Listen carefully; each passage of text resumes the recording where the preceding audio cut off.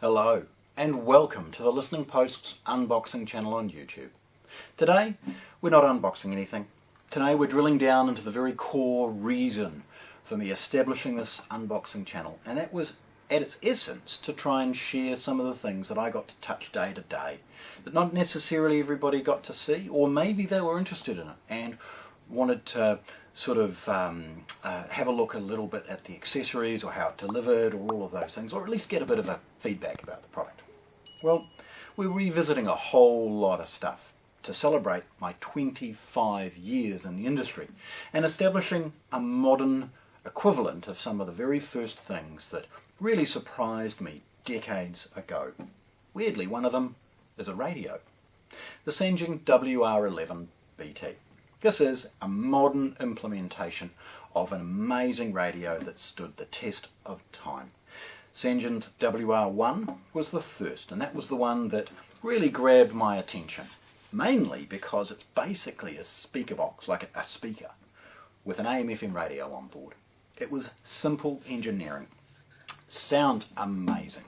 Sangean has a huge respect in our industry for reception, probably second to none.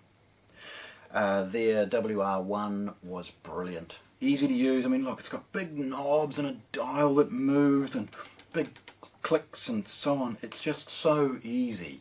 It was our biggest selling simple little radio for kitchens, offices, all those types of environments where the radio ends up just being played in the background, or for those people that just want to make sure that they catch up on the news every hour. It was simple, it was easy, and it sounded brilliant. Nevertheless, some of its core features have been improved over the years. They've obviously added Bluetooth to this model. They have a 3.5mm input at the back, an auxiliary input marked in green. The models actually, because of their reception, we used to use them for relatively cheap radio tuners for customers that were frustrated in outlying areas because these radios had such good reception, and they've got a record out. Again, very modern because of the Bluetooth. This model also has 5 volts to charge your phone, so you can plug your phone and a Bluetooth to it and play some music. Another feature that made the WR1 really, really good, and I'm really pleased to see that it's still in this model to this day, was a removable FM aerial and a switch to be able to change between an internal or external aerial. So it's got a basic FM aerial internally, and the reception's pretty good. And here in Canterbury, you wouldn't really expect to need to use the aerial, but if you're in an outlying area, or it's in a particular corner of the house where blockwork and other things associated with the home is affecting reception, it enabled you to use an external little wire. Now internationally it was also utilised, and for those people in really outlying areas, because it had an F-type coax input, you could tap into your aerial system and use your aerial on the roof as an FM aerial.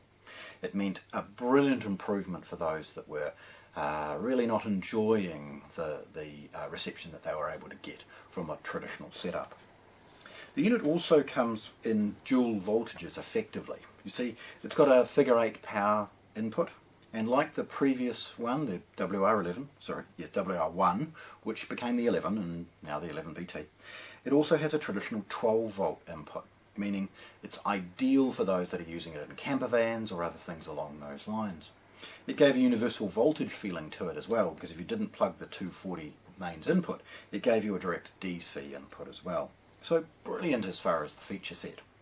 The modern ones also now have a headphone socket, so that's worth mentioning. Now before I spin it round, I want to note the port. You see, most radios don't produce the quality of sound like these do, and partly because they really haven't thought about how they're going to sound. They might have thought about them from a function perspective.